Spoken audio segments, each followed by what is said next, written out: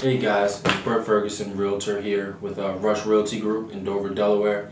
I'm coming to you guys again with another vlog. As you guys know, I will be giving you guys every week new episodes of my vlog, The Truth in Real Estate, where I'll be giving you guys information for buyers, sellers, people looking to rent, investors, and just people either trying to get into the business or just want to know more about real estate. You don't want to sit and sift through articles, where you can just hop on YouTube or hop on the website and you can check me out.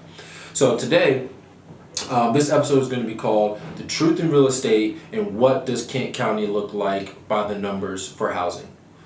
Alright guys, so today I'm going to come to you guys and talk about Kent County housing and what it looks like and what those numbers mean.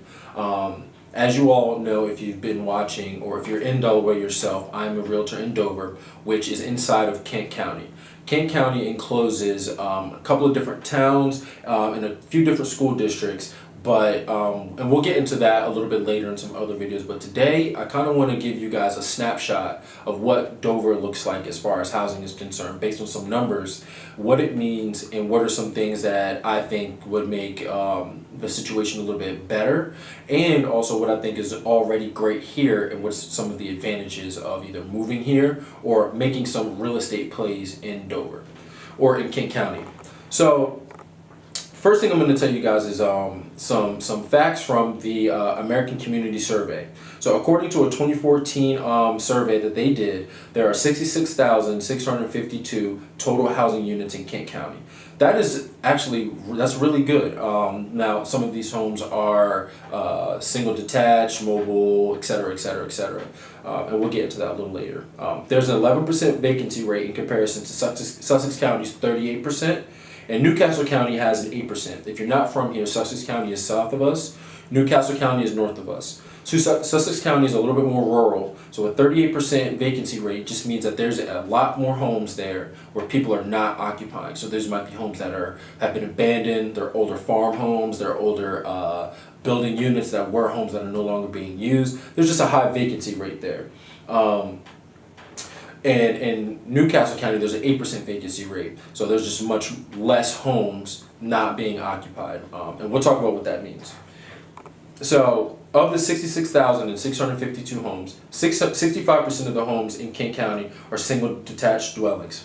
This is something that I see often. A lot of people are looking for single detached homes. These are homes that normally fit one family, a starter home, or even a larger home. But the key point is to have one family home, not duplex, not a townhome or row home or things like that. This is definitely the most desirable living condition for people in Dover.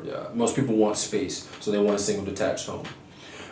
The second type of prominent home in Dover or in Kent County would be the mobile homes, or manufactured homes, manufactured housing. That's about 13% of the total housing options. Now, the thing about mobile homes is, it's affordable for a lot of people, and it's a good option to get out of the apartment or row home environment and get something that's a little bit more to yourself.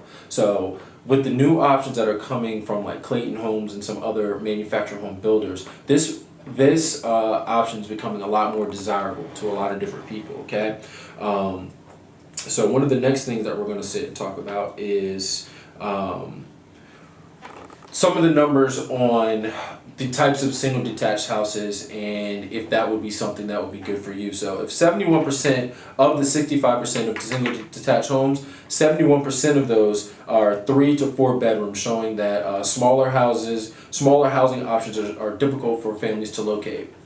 So what this means is, out of all of the homes, 71% are 3 to 4 bedrooms. So solid 1 to 2 bedroom homes in Kent County are becoming kind of a problem for people to find.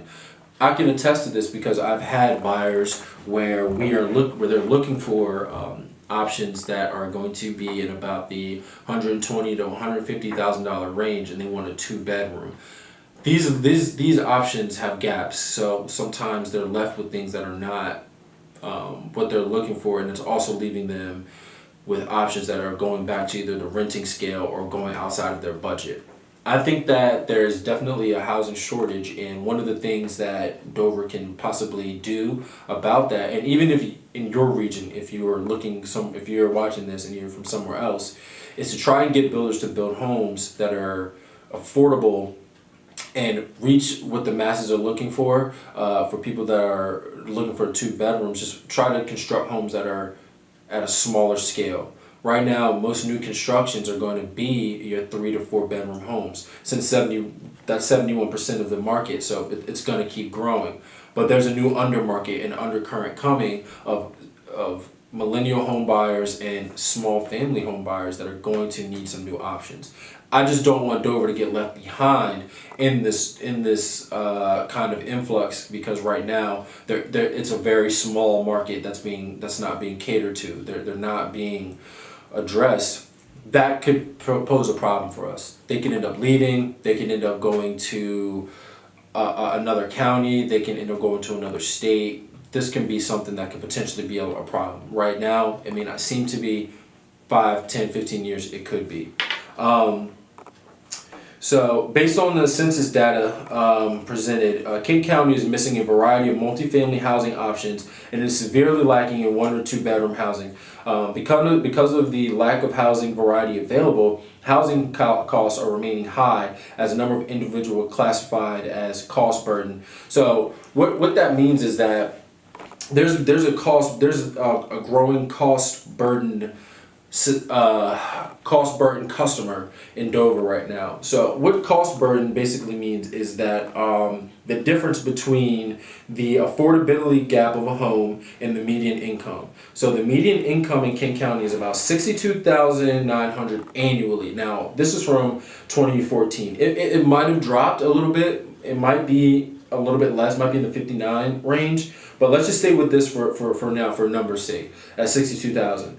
But the median home price is about 180,000, maybe 190,000.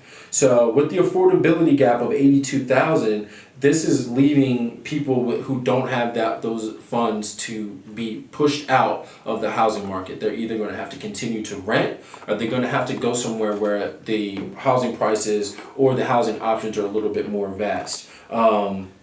If we look here, the median home price, is 194,000, and the affordable price would be about 111,000. So 111,000, if you know anything about the King County housing market, is just not going to present something that a single family would really need.